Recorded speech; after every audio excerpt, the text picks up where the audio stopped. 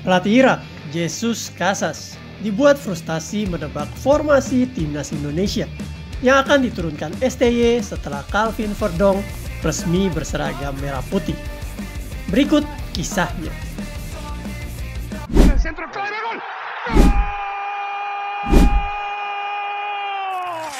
Football Universe.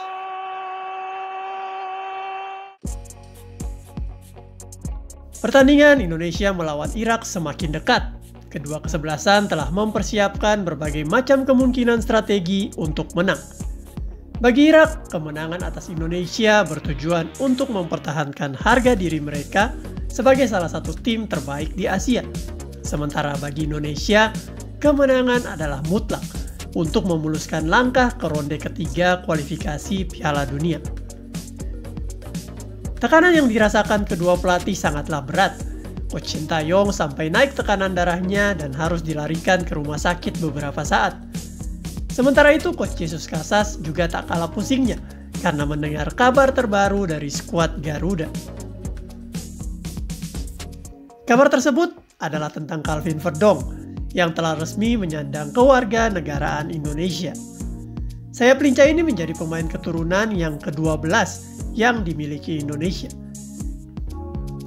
Otomatis, pemilihan skuad Garuda kini semakin fleksibel karena kekuatan pemain inti dan pemain cadangan sudah hampir sama. Verdong sendiri sebenarnya sudah melakukan latihan bersama timnas beberapa hari lalu. Hanya karena dia belum resmi sebagai WNI, maka dia pun belum bisa bermain di pertandingan persahabatan melawan Tanzania. Awalnya, Coach Jesus Casas telah menganalisa pertandingan pertama Irak versus Indonesia di Baghdad saat Irak menang 5-1. Kemudian pertandingan Indonesia versus Irak di Qatar saat mereka kembali menang 3-1. Dan Casas sangat yakin dapat kembali menang di Jakarta dengan skuad yang dibawanya. Kepercayaan dirinya juga semakin meningkat setelah menyaksikan Indonesia tak mampu mencetak sebiji gol pun ke gawang Tanzania pada laga persahabatan kemarin. Kurangnya koordinasi, kesalahan umpan, dan tumpulnya finishing menjadi kelemahan Indonesia yang sering terekspos. Hal ini membuat Casas juga tak terlalu menekankan skuadnya untuk latihan dengan posisi latihan yang keras. Mereka terlihat hanya latihan ringan semenjak datang ke Jakarta beberapa hari lalu. Casas sangat optimis Indonesia dapat mereka kalahkan jika cara bermain Indonesia di situ-situ saja. Lalu ketika Verdong resmi menjadi warga negara Indonesia, Casas pun disadarkan oleh satu poin. Ternyata apa yang ditunjukkan Indonesia selama ini hanyalah kamuflase taktik dari Sintayong. Pelatih Indonesia tak mau menunjukkan permainan Indonesia sebenarnya dan bahkan menambah satu pemain keturunan lagi untuk mempertajam strateginya. Hal ini membuat Casas langsung mengenjot skuadnya untuk mengantisipasi strategi baru Sintayong, meskipun hari pertandingan tersisa 1 hari. Casas mulai goyah dengan pendiriannya, dan dia merasa telah masuk perangkap Sintayong. Di sisi lain, Sintayong terus memantapkan strategi untuk melawan Irak dengan melakukan latihan tertutup beberapa kali. Akan ada beberapa kejutan yang diberikan, dan sepertinya skuad yang diturunkan juga berbeda dengan yang sebelum-sebelumnya.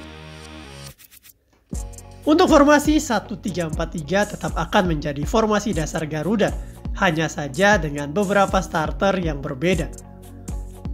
Prediksi kami di bawah Mister Gawang tetap akan dipercayakan kepada Hernando Ari. Dia akan dilapisi Adi Satrio dan Nadeo. Kemudian di depan kiper akan ada 3 bek seperti biasa. Dan pilihan Sintayong kali ini sepertinya jatuh kepada Jordi Amat yang ditemani oleh Justin Hapner dan Rizky Ridho.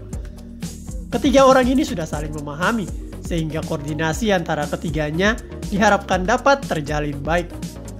Sementara itu untuk melapis mereka masih ada Muhammad Ferrari, kemudian Nathan Joe, dan Jai Ises.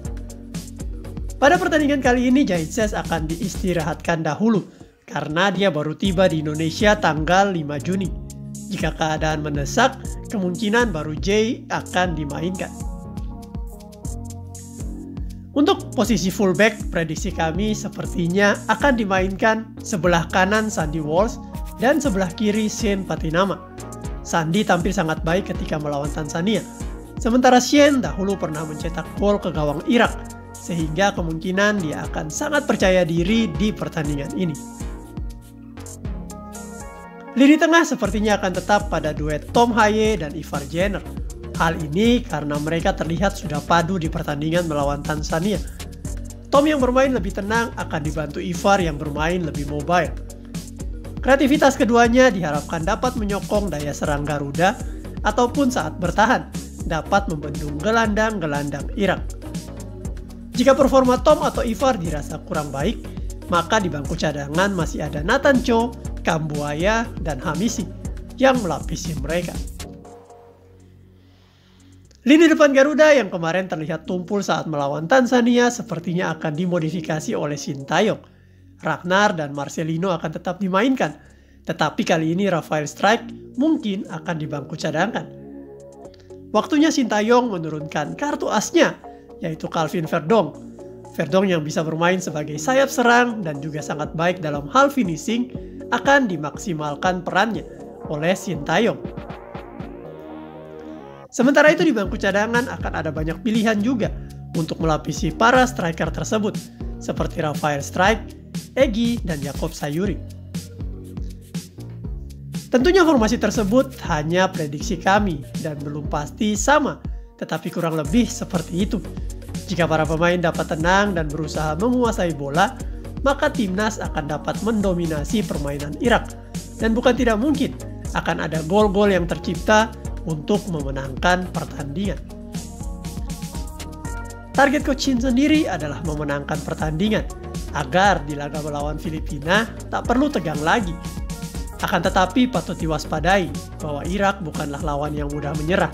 Selama 90 menit mereka akan berusaha menaklukkan Indonesia. Pelatih Jesus Casas juga bukanlah pelatih biasa. Dia adalah salah satu lulusan terbaik sekolah pelatih di Spanyol yang berteman dekat dengan Pep Guardiola dan Luis Enrique. Tentunya pengalamannya akan membuatnya dapat melawan taktik STY dengan taktik yang jitu pula. Untuk itu sebagai supporter, mari kita dukung timnas dengan sangat serius. Penuhilah GBK dan intimidasi lawan dengan yel-yel dan chant kita. Hal ini dapat menurunkan mental para pemain Irak dan meningkatkan kepercayaan diri para pemain Garuda. Dan ingat, apapun hasilnya, kalah atau menang, jangan kita menghujat pemain ataupun para pelatih. Kita tetap mendukung mereka karena perjuangan mereka sudah sangat panjang dan melelahkan. Kami optimis Indonesia bisa lolos ke ronde 3. Maju terus, Garudaku!